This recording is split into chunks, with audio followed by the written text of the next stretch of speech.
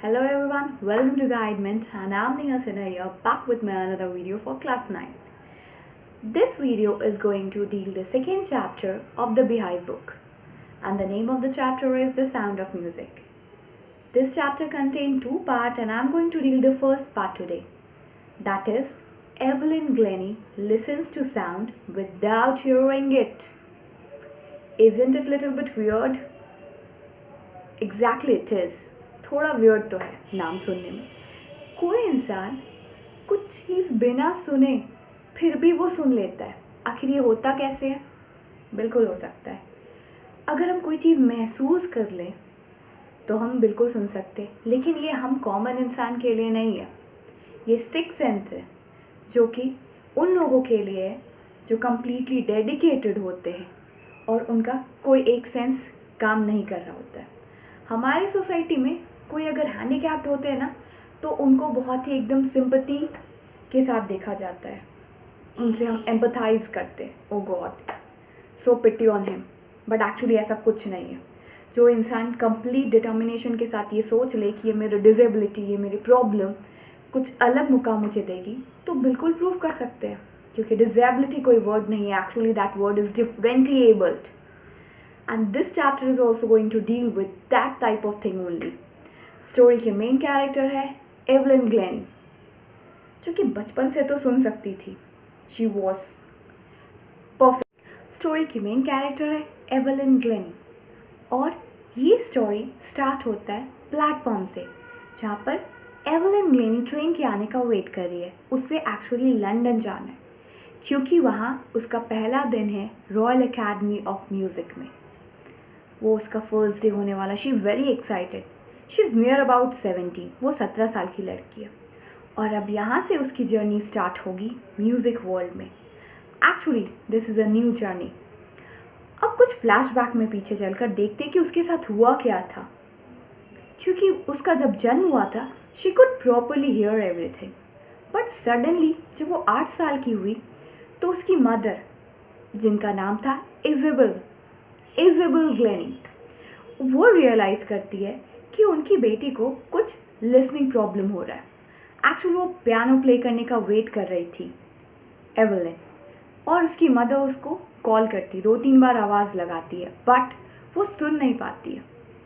तो कुछ अजीब वियर्ड सा लगा था उसकी मदर को, लेकिन वो उस बात को जाने दी और कुछ दिन तक एवलिन इसे छुपाती रही। कुछ दिन नहीं कहिए, कुछ सालों तक छुपाती रही। सडनली जब वो 11 साल की हुई तो हेड मिस्ट्रेस जो है उसके स्कूल की, उसकी मदर को कॉल की और बताई कि किसी स्पेशलिस्ट डॉक्टर से दिखाया जाए। उसे रिकमेंड की थी वो, क्योंकि तब तक वो समझ चुकी थी वो कितना भी छुपा ले, लेकिन एक ना एक दिन तो ये सच्चाई सबके सामने आएगी कि उसे कुछ प्रॉब्लम है। और हियरिंग प्रॉब्लम एक छोटी मोटी प्रॉब्लम तो है नहीं कि इसे छिपाकर हम लाइफ टाइम रख सकते।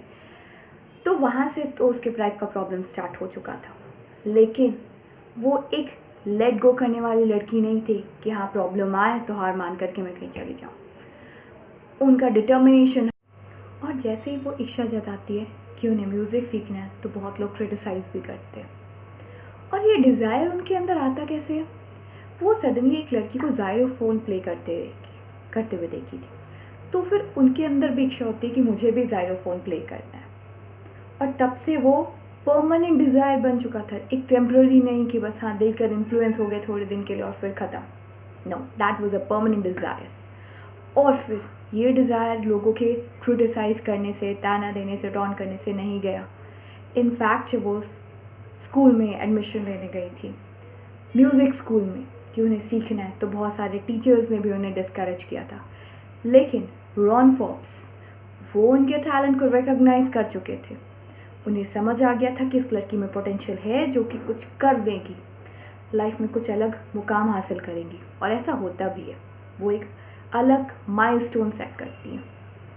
वहाँ पर वो अब टेस्ट लेने के लिए, उन्हें समझाने के लिए रॉन फॉक्स उन्हें बस एक एडवाइस देते हैं कि म्यूज़िक को अपने कानों से सुनने की कोशिश मत करना, उसे किसी और तरह से बस महसूस करो। और वो ऐसा बोलकर ड्रम बजाना स्टार्ट करते हैं। 2 ड्रम जैसे प्ले करते हैं, हायर और लोअर नोट वो प्ले करते हैं।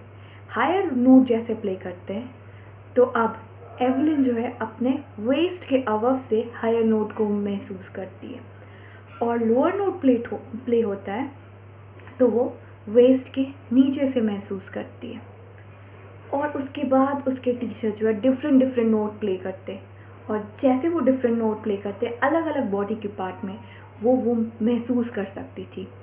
और उसके बाद से उन्होंने लाइफ में कभी पीछे मुड़कर देखा ही नहीं। वो लाइफ का उनके टर्निंग पॉइंट बना और वहाँ से वो सिर्फ आगे गई। 16 साल की उम्र में, मात्र 16 साल की उम्र में उन्होंने ऑलमोस्ट पूरे यूके का ट्रिप कर लिया था ऑर्केस्ट्रा करने के लिए और बहुत सारे अवार्ड्स भी जीते थे। अपने 3 ईयर कोर्स में पूरे हिस्ट्री में, उस कॉलेज में, पूरे कॉलेज की हिस्ट्री में उन्हें सबसे ज़्यादा मार्क्स स्कोर हुए थे और लाइव परफॉर्मेंस भी उनका बहुत सारा हुआ था। इनफैक्ट सोलो परफॉर्मेंस भी उन्होंने बहुत दिए थे। तो ये था उनके लाइफ में उनके डिटर्मिनेशन का रिजल्ट। एक इंटरव्यू में, कॉमन इंटरव्यू हो रहा था, वहाँ पर वो जब नॉर्मली बात कर रही थी तो वो बताती कि लोग अमेज हो जाते हैं ये देखकर कि मैं कैसे नॉर्मल लोगों की बात को नॉर्मली समझ लेती हूँ और बोलती हूँ। वो बताती लोग शायद ये भूल जाते हैं कि मैं 11 साल तक सुन सकती थी, उसका फ़ायदा मुझे अब मिल रहा है। वो ये भी बताती हैं कि मुझे बियर्ड में, दाढ़ी वाले लोगों से ना बात करने में प्रॉब्लम होती है। क्यों? क्योंकि मैं लोगों की सिर्फ लिपसिंग से लोगों की बात नहीं समझती, पूरे फेशियल एक्सप्रेशन से।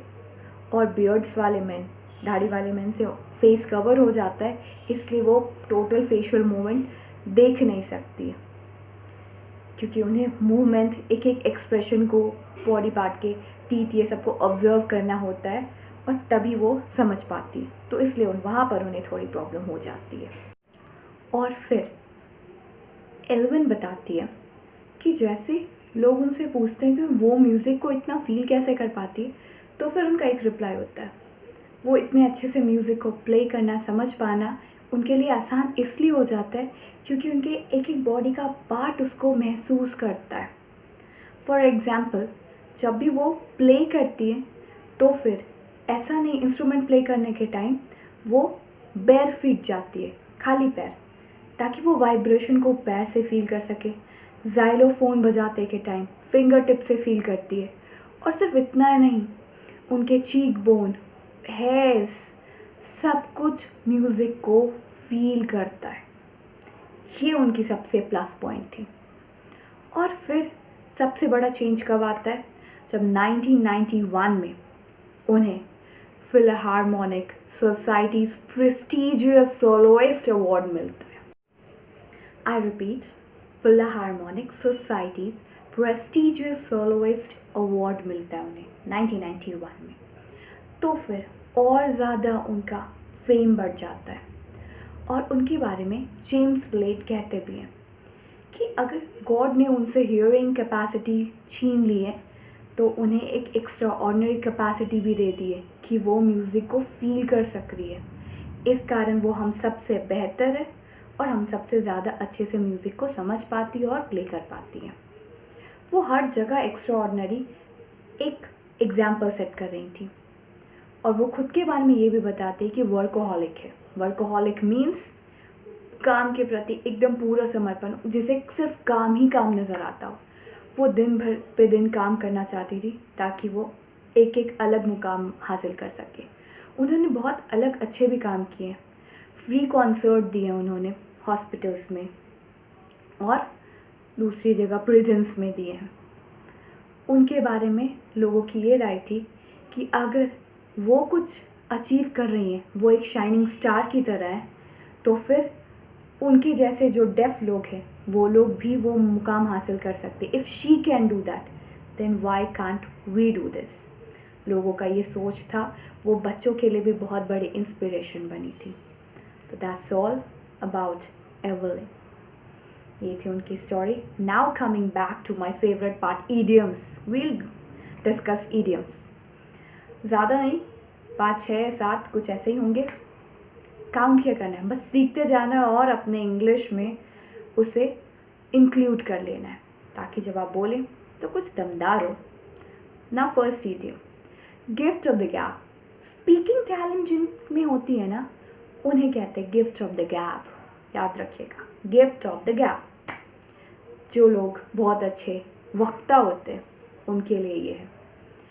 अब दूसरा, narrow escape. Narrow escape means बाल बाल बचना। ऐसे भी नैरो का मतलब समझते ही होंगे और स्केप मतलब भी बचना।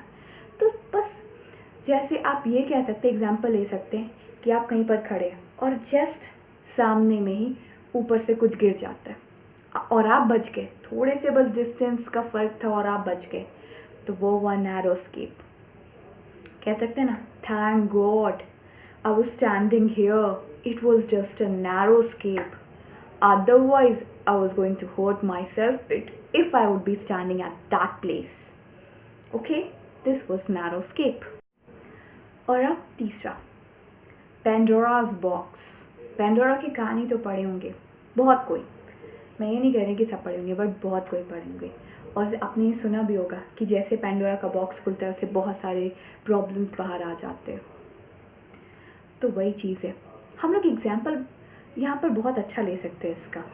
एक्चुअली पेंडोराज बॉक्स का मतलब होता है समस्याओं का भंडार। एग्जाम्पल ये हो सकता है हम लोग का, 2020 is completely a Pandora's box.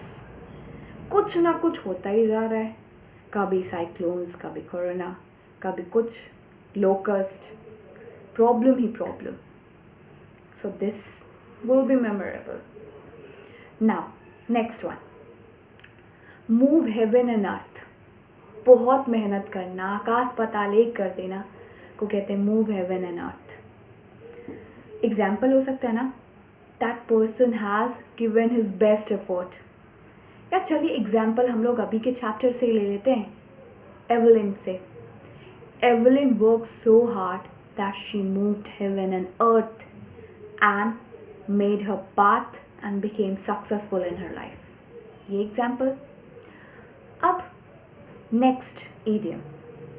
Next idiom में आपका है ऑयली टंग। ऑयली, फिसलने वाला जुबान, मतलब क्या? फ्लैटरी वर्ड्स, खुशामद करने वाली लैंग्वेज जहाँ पे होता है, जहाँ पे कोई ना बहुत ज़्यादा आपके खुशामद कर रहे हैं, आप बहुत अच्छे हैं ऐसे वैसे, जबकि आपको पता है कि ये ना सच्चाई नहीं बोल रहे हैं, बस फ्लैटर कर रहे हैं। तो यहाँ पे हम लोग इसका यूज़ कर सकते हैं, सेंटेंस फ्रेम कर सकते हैं। Listen, friends be aware of the people with oily tongues. बहुत ईजी है। अब नेक्स्ट में आते और ये है 9 days वंडर। जैसे कहते हैं ना 4 दिन की चांदनी, ऑल्दो हिंदी में 4 दिन की चांदनी बोलते हैं और इंग्लिश में 9 days वंडर, बट मीनिंग दोनों का सेम है कि हाँ कुछ चीज़ क्षणिक खुशी दे रहा है, उसके बाद फिर वो सब गायब, तो वही चीज़ है 9 days वंडर, 4 दिन की चांदनी फिर अंधेरी रात है, वो यहाँ पे एप्लीकेबल है। एग्जाम्पल ये कह सकते हैं, don't be happy just be coming first in the class, it's just 9 days wonder, you will come to know the truth when you will face the real competition. That's it. और last idiom, that is null and void. कोई चीज़ बेकार होती है ना तो वहाँ पे उसको कह सकते हैं null and void. अब एग्जाम्पल इसका, your performance was just null and void. You need to put more effort to become better. That's it. आज के लिए इतना काफ़ी है। Thank you everyone, hope so आप सब ने सब्सक्राइब कर दिया होगा। प्लीज़ हमारे चैनल को सब्सक्राइब कर ले अगर नहीं किया है तो, और मेरे वीडियो को लाइक करें, शेयर करें एंड कमेंट करें। Thank you.